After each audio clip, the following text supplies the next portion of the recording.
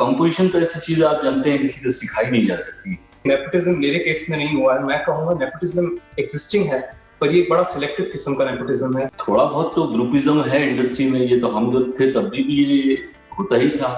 यादें आने लगी, अपना तो हुआ कांतमान चालपा छान गए।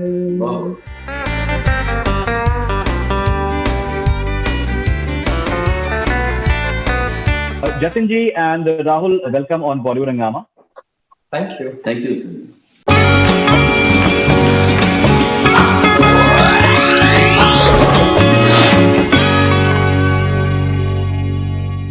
Sir, Jatin sir, how do you feel Rahul has come up with this wonderful song and it's getting a wonderful response?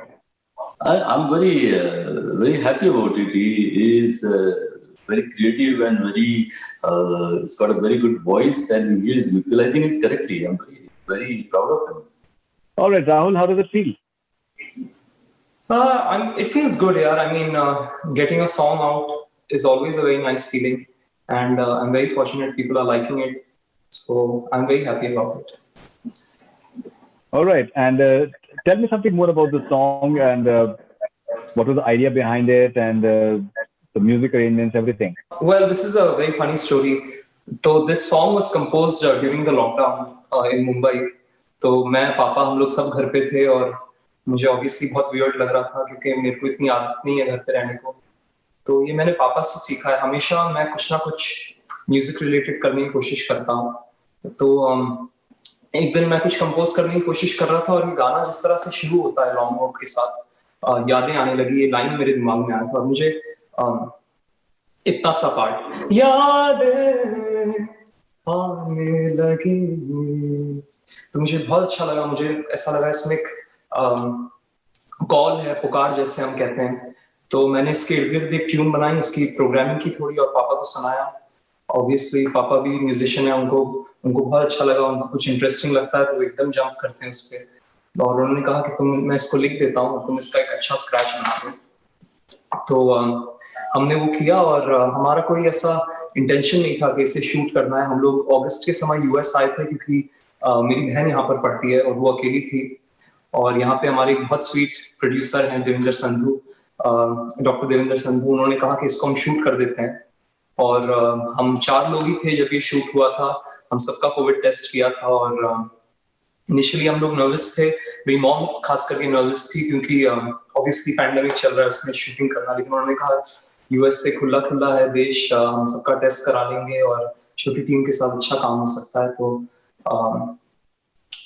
और एक और इंटरेस्टिंग चीज ये गाने के बारे में, हम लोग ने ये पूरा गाना स्क्रैच पे शूट किया था क्योंकि हमने प्लान नहीं किया था कि इससे हमने इसका एक वीडियो बनाना या कुछ। तो ये गाना शूट होने के बाद इसका वीडियो बहुत अच्छा बन गया था। तो हमने इससे इंडिया में इसकी म्यूजिक प्रोडक्शन करवाई आदित्य देव भैया से, वो बहुत पॉपुलर हैं, वो ज्यादातर 90% गाने वही करते हैं।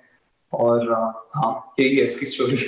Jatin ji, you are the master of melody, and when you see Rahul coming up with a very fine melody as well, what do you have to say? And the apple hasn't fallen far from the tree, it seems.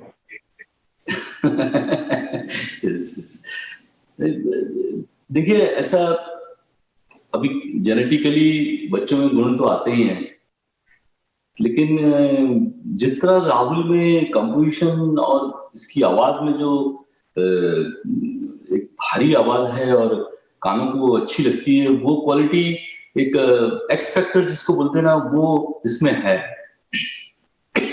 जो कि कलाकार को उभरने के लिए बहुत बहुत जरूरी होता है। वरना क्या होता है कि वो कला आपने जो जितना सीखा है वो मेहनत तो आपके काम आती है, वो आपको जितना दूर तक ले जा सकती है, लेकिन जो वॉइस क्वालिटी है और जो कंपोजिशन तो ऐसी चीज आप जानते हैं किसी को सिखाई नहीं जा सकती, वो अंदर होती है तो बाहर निकल आती है। हाँ, 2-4 तरकीबें जो हम यूज करते हैं वो सिखाई जा सकती है, लेकिन कंपोजिशन कैसे करते हैं उसका कोई ना तो कोई इंस्टीट्यूट है ना कोई स्कूल है। वो तो अंदर आपके होता है तो होता है, नहीं होता तो फिर नहीं होता। मगर भगवान की दया से इसमें दोनों चीजें हैं। अब ये है कि जिस रास्ते राहुल चल रहा है, जिस रास्ते इसको दिशा मिल रही है, उसमें ये 100% खरा उतर रहा है। उस बात की मुझे खुशी है। और मुझसे जितना भी पढ़ता है, मेरे कुछ बहुत अच्छे दोस्त हैं बॉम्बे में, और बहुत अच्छे डायरेक्टर्स भी मेरी पहचान के हैं। एक बार ये पेंडेमिक थोड़ा सबसाइड हो जाए या इसकी कोई दवा निकल आ जाए, तो फिर मैं राहुल को लेके बॉम्बे आऊंगा। राहुल, आपके म्यूजिकल इंस्पिरेशंस आपके क्या हैं apart from your father? Musical inspirations, मुझे प्रीतम सर का म्यूजिक बहुत अच्छा लगता है, मुझे विशाल शेखर सर का म्यूजिक बहुत अच्छा लगता है, और ऑब्वियसली सिंगिंग में अरिजीत सिंह सर का मुझे बहुत अच्छा लगता है, उनकी आवाज, उनका सिंगिंग का स्टाइल, और वो खुद कंपोज भी करते हैं। मैंने खुद उनकी थोड़े बंगाली कॉम्पोजिशंस भी सुने हैं यूट्यूब पे।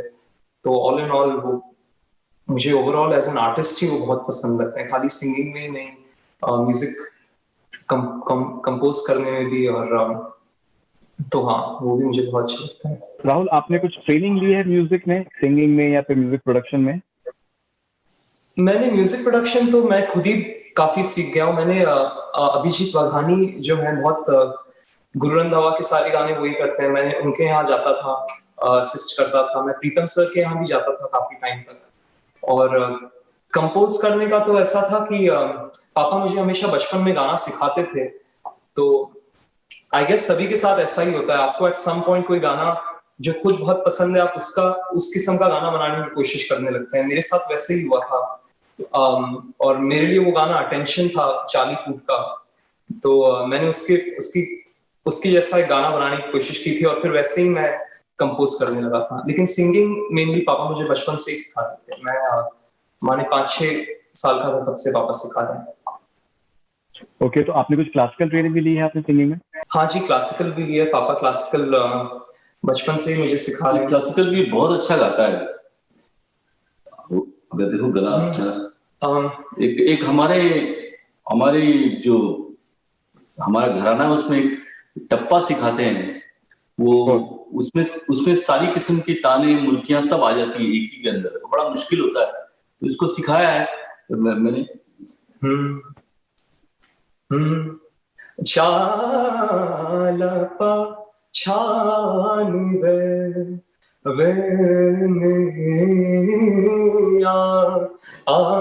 तेरे हमदमदा तो बेनिसार जान दा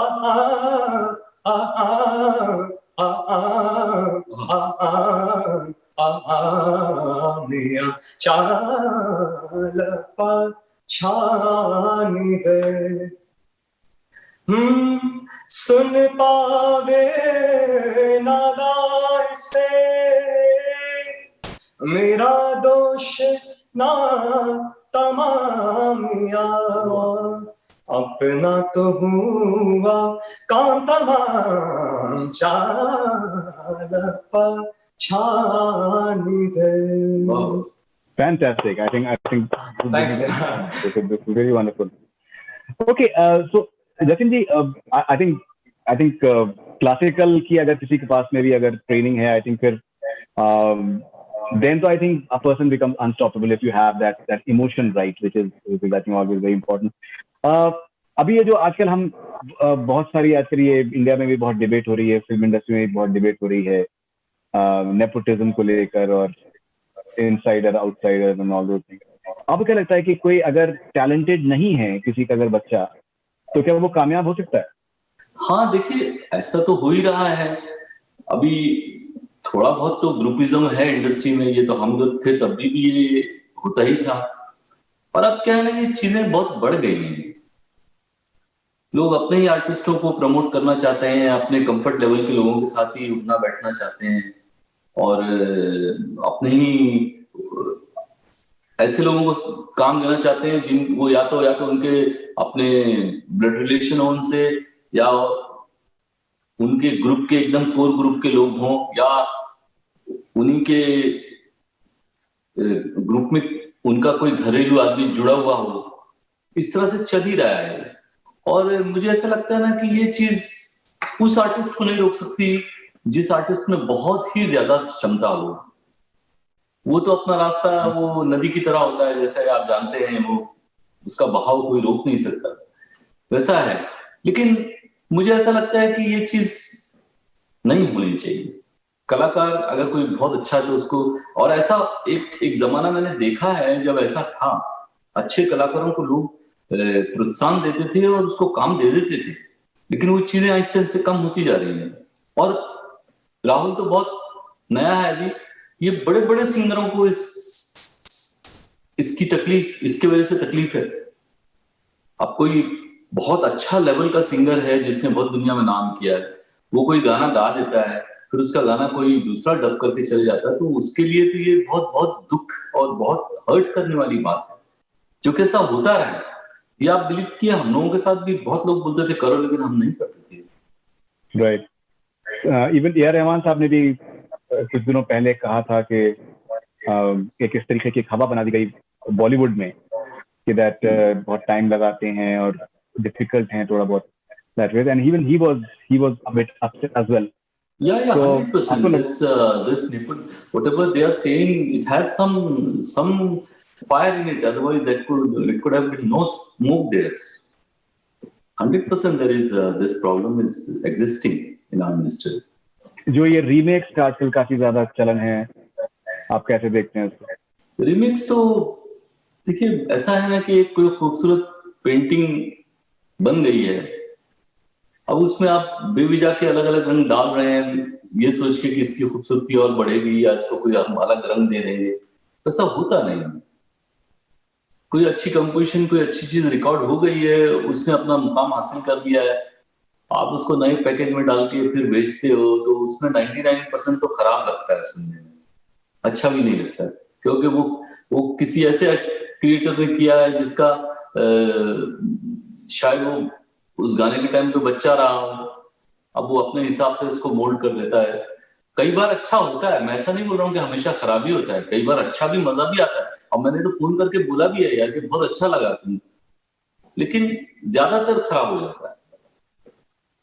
आई थिंक अभी क्या है, हमारी जैसी जो इंडस्ट्री है उसको पहले आर्टिस्ट लोग कंट्रोल करते थे, अभी जो बिजनेसमैन करने लगे हैं। तो बिजनेसमैन जब करता है वो हमेशा क्या, ऐसा मैंने, ये थोड़ा फनी लगेगा, मैंने शार्क टैंक में देखा है, वो क्या हमेशा रिस्क रिवॉर्ड देखता है। अगर आप और रिस्क अगर आप रीमेक करो तब ऑब्वियसली कम हो जाता है, पुराना गाना है ऑलरेडी, इससे लोग जानते हैं, लोगों ने पसंद किया हुआ है, और अगर आप नया करो तो ऑब्वियसली इसमें रिस्क फैक्टर ज्यादा है। तो इसलिए आई गेस लोग रीमेक वगैरह ज्यादा बना रहे हैं, क्योंकि उसको हिट हो जाना, एक्सेप्ट हो जाना गाने की लाइक्लीहुड बढ़ जाती है। और दूसरी बात रही, आई डोंट नो मेरे को ये ऐड करना चाहिए कि नहीं, लेकिन नेपोटिज्म मेरे केस में नहीं हुआ है। मैं कहूंगा नेपोटिज्म एग्जिस्टिंग है, पर ये एक बड़ा सिलेक्टिव किस्म का नेपोटिज्म है। अगर आप किसी से रिलेटेड हैं तो इसका ये मतलब नहीं कि आपको काम मिल ही जाएगा। लोग अक्सर जो ये इंडस्ट्री हमारी कंट्रोल करते हैं, वो उन लोगों को काम देते हैं जो उनके साथ काफी टच में हो, उनके बहुत अच्छे दोस्त हों। इनके केस में ऐसा बिल्कुल नहीं है, ये बहुत ही कोई पार्टी वार्टी में नहीं जाते, इनको हमेशा काम, आई मीन ऐसा मेरे से बहुत बड़े हैं पापा, लेकिन he is always got work because of the work that he has done and because he is always done a very good job. तो ऐसा बिल्कुल मेरी केस में नहीं है कि पापा, ऐसा है कि पार्टी, ऐसे कुछ मेरे मित्र हैं, वो जब भी मुझे बुलाते हैं मैं जाता हूँ पार्टी में। 99% तो ऐसा होता है सब अपना अपना ग्लास लेके इधर उधर की बात करते हैं, रात गई बात गई, कोई बहुत ज्यादा फायदा तो होता नहीं। जब हमारा जब प्राइम टाइम था तब हम बहुत पार्टी में जाते थे, क्योंकि जाना पड़ता था, इतने करीबी लोग बुलाते थे। लेकिन पार्टी में गए और वो एक कोई बड़ी पिक्चर मिल गई, ऐसा नहीं। आई गेस पार्टी से मैं पार्टी वर्ड नहीं, मतलब एक कनेक्टेड रहना लोगों के साथ, उस तरह का इनका बिल्कुल नेचर नहीं है कि वो टच में रहें, और एक आधे जो इनके फ्रेंड्स हैं उनके साथ रहते हैं। पर anyways, Rahul, can you please sing a few lines from Yadein for us? यादें आने लगी,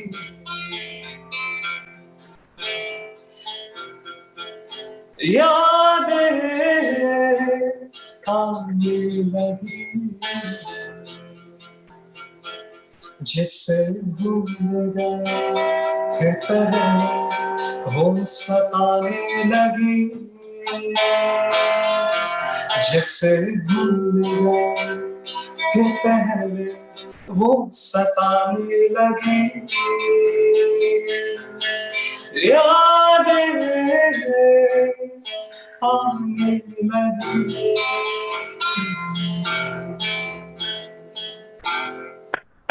Fantastic. That is wonderful.